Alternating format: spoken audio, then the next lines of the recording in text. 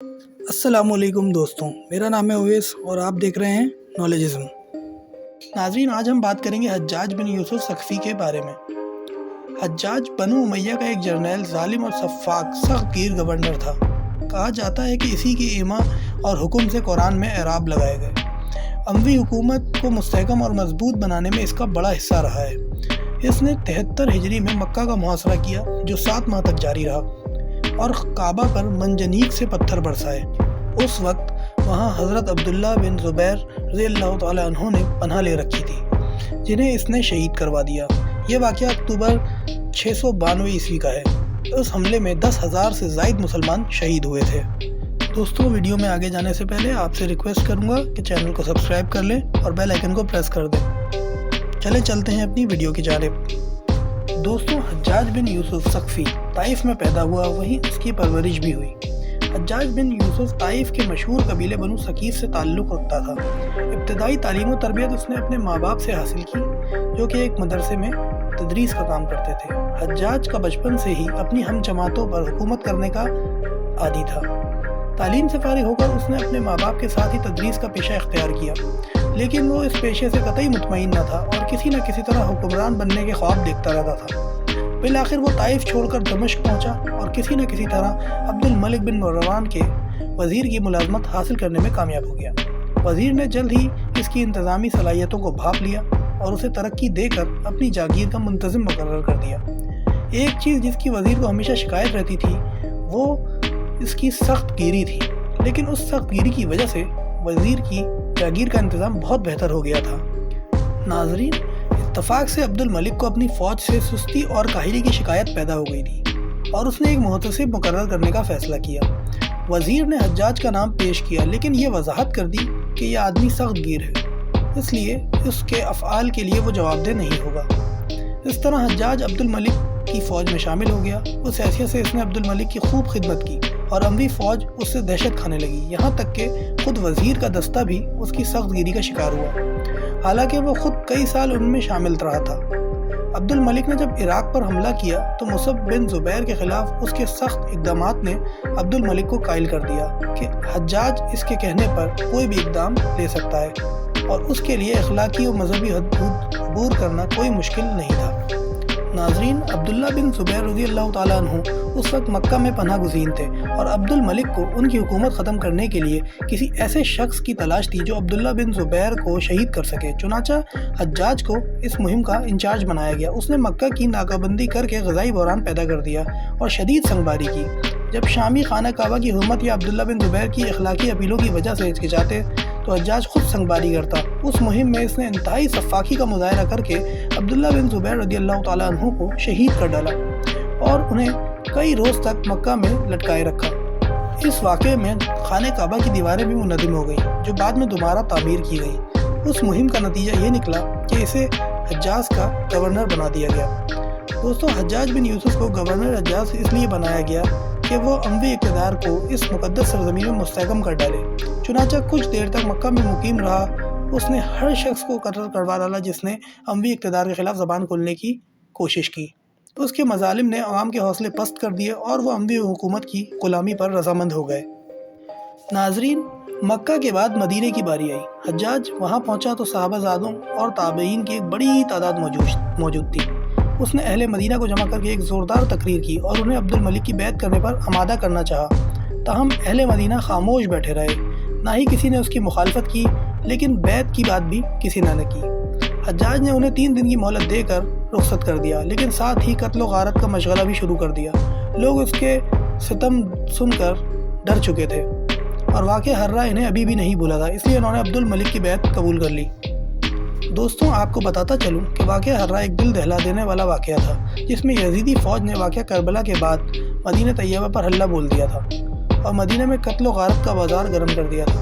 مسجد نبوی میں گھوڑے باندھے گئے تھے اور مسجد نبوی میں 3 دن تک اذان بھی نہ دی جا سکی تھی۔ حجاج نے معززین کی ایک فہرست تیار کر ڈالی اور ان سب کو یک کے بعد دیگرے طلب کر کے بیعت لی۔ جس نے اموی حکومت پر تنقید کی اس کی گردن اڑا دی۔ 2 ماہ تک اس کی بربریت کے بھرپور مظاہرے ہوتے رہے۔ بالآخر اس مقدس بستی کے باشندوں سے قیامت ٹل گئی اور حجاج کا تبادلہ عراق کر دیا گیا۔ دوستوں، عبد الملک نے اہل خراساں اور کوفہ و بصرہ کی باغیانہ روش کو ختم کرنے کے لیے حجاج کو گورنر مقرر کیا تھا۔ اس نے صرف 12 آدمی ساتھ لیے اور 1000 میل کا فاصلہ طے کر کے بالکل غیر متوقع طور پر کوفہ پہنچ گیا۔ کوفہ میں داخلے کے وقت اس نے نقاب پہن رکھا تھا تاکہ لوگ اسے پہچان نہ سکیں۔ اس کے ساتھی اہل کوفہ کو پکار کر مسجد میں جمع ہونے کا حکم دے رہے تھے۔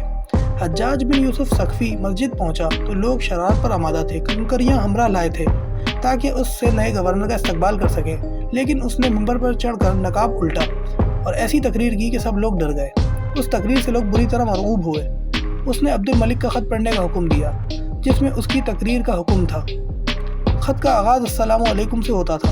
لوگ سہمے ہوئے خط سن رہے تھے، لیکن حجاج سخت غصے کے عالم میں چیخا کہ کمینوں، امیر المومنین تم پر سلام بھیجتے ہیں اور تم میں سے کوئی جواب تک نہیں دیتا۔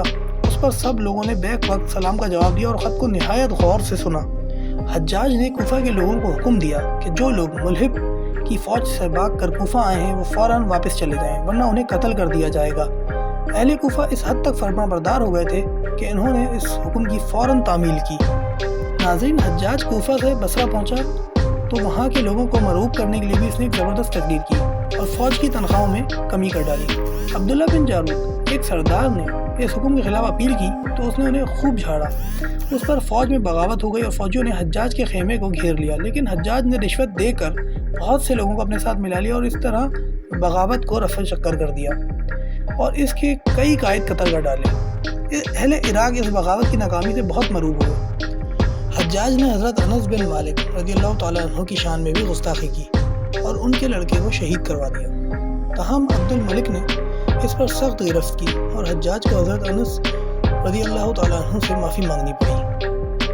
حجاج نے ولید بن عبد الملک کے عہد میں فتوحات پر زیادہ زور دیا اور سندھ اور ترکستان میں بے شمار فتوحات حاصل کی۔ اس نے اپنے بھتیجے محمد بن قاسم کو سندھ پر حملہ کرنے کا حکم دیا اور یوں ہندوستان میں پہلی مرتبہ مسلمانوں کی حکومت قائم ہوئی۔